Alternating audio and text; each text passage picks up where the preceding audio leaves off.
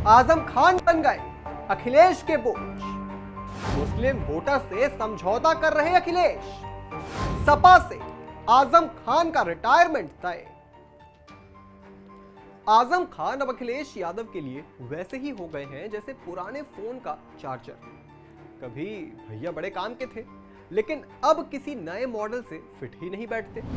कभी जोश में अखिलेश के लिए सियासी कुश्ती लड़ने वाले आजम खान अब कोने में रखी पुरानी राजनीति की किताब जैसे हो गए हैं, जिसे कोई खोलता ही नहीं और लेकिन फेंकता भी नहीं। समाजवादी पार्टी में उनकी हालत वैसी ही है जैसे शादी में आए फूफा की। सबको पता है कि आए हैं, पूछता कोई नहीं है। और तभी तो अब सपा ने अपने मुस्लिम वोटर्स को रिझाने के लिए एक नया पैंतरा आजमा लिया है और आजम खान अब सपा के लिए सिर्फ और सिर्फ एक बोझ से ज्यादा और कुछ नहीं। लेकिन आखिर ये परिवर्तन हुआ क्यों? क्या है इसके पीछे की इनसाइड स्टोरी, बताएंगे आपको। पर इससे पहले आयोन भारत को सब्सक्राइब कर लीजिए। नमस्कार, मैं हूं आपके साथ स्नेह श्रेयस। आयोन भारत में आप सभी का स्वागत है। देखिए, मुस्लिम वोटर्स हमेशा से ही सपा का एकदम कोर वोटर रहा है। आजम खान कभी मुस्लिम वोट बैंक को साधने में अहम भूमिका निभाते थे, लेकिन अब वो अखिलेश के लिए बोझ साबित हो रही हैं। इसके पीछे कई वजह है। पहली वजह है कानूनी मुश्किलें और खराब छवि। आजम खान पर दर्जनों आपराधिक मुकदमे दर्ज हैं, जिसमें जमीन कब्जाने से लेकर अभद्र भाषा तक के आरोप शामिल हैं। इन कानूनी विवादों के कारण उनकी राजनीतिक छवि जो है वो काफी खराब हुई है। दूसरा बड़ा कारण है अखिलेश की नई रणनीति। अखिलेश यादव अब समाजवादी पार्टी को मुस्लिम यादव यानी माई MY समीकरण से आगे बढ़ाकर एक ऑल इंक्लूसिव पार्टी बनाना चाहते हैं, जिसमें सभी जातियां और समुदाय जो है उसमें भागीदार हो, सभी का वोट पाना चाहते हैं।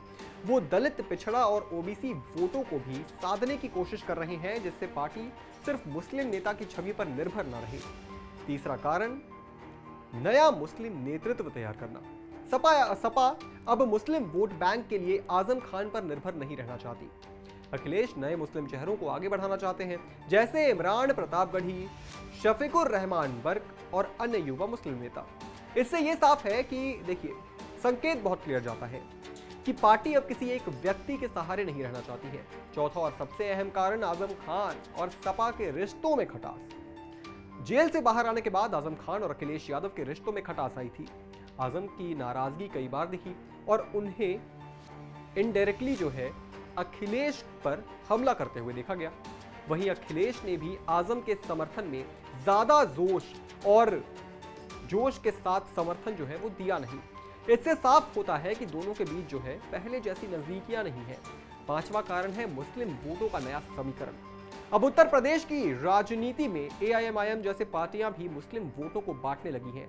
वहीं कांग्रेस और बसपा भी मुस्लिम मतदाताओं को लुभाने में लगी है। ऐसे में अखिलेश को लगता है कि अकेले आजम खान के सहारे मुस्लिम वोट बैंक को हासिल नहीं किया जा सकता है, बल्कि उन्हें कॉम्प्रिहेंसिव स्ट्रैटेजी बनानी होगी।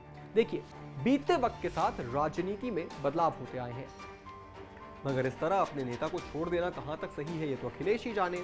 और आपने देखा होगा, आजम खान के परिवार से मिलने जब आजाद समाज पार्टी के मुखिया चंद्रशेखर आजाद ने रामपुर में कदम रखा, तब सपा मुखिया की बेचैनी बढ़ती नजर आई है। वहीं पहले चंद्रशेखर सीतापुर जेल में आजम खान से मिलने गए, फिर हरदोई जेल में उनके बेटे अब्दुल्ला आजम से मिलने के लिए गए। इसी के बाद अखिलेश और उनकी पार्टी आजम फैमिली के लिए सुपर एक्टिव हुई, लेकिन गुजरते वक्त के साथ अब तो वो बात दिखती नहीं है। समाजवादी पार्टी के पोस्टर और बैनरों से धीरे धीरे आजम खान गायब होने लगे हैं। ऐसे में सवाल उठता है कि क्या अखिलेश यादव मुस्लिम वोट चाहते नहीं हैं? क्या मुस्लिम वोट बैंक से अब बेपरवाह हो चुके हैं अखिलेश? क्या चंद्रशेखर आजाद से आजम खान और अब्दुल्ला आजम की गुपचुप बात चल रही है? क्या ओवैसी के आजम के साथ आने की संभावनाएं हैं? कई चीजें हैं। रामपुर और पश्चिम उत्तर प्रदेश के लोगों में और खासकर मुसलमानों के बीच ये चर्चाएं तेज हैं कि समाजवादी पार्टी के पोस्टर और बैनर से आजम खान और उनकी फैमिली बाहर होने लगी है। इसका मतलब यह है कि आजम खान और उनका कुनबा अखिलेश यादव के लिए लायबिलिटी बन चुका है। लेकिन इससे अखिलेश यादव अपने मुस्लिम वोटर्स को कितना साध पाएंगे, ये तो आने वाला वक्त बताएगा। इस पूरी खबर पर आप क्या सोचते हैं दोस्तों, हमें कमेंट करके जरूर बताएं और तमाम बड़ी खबरों से जुड़े रहने के लिए आप देखते रहें आयोन भारत।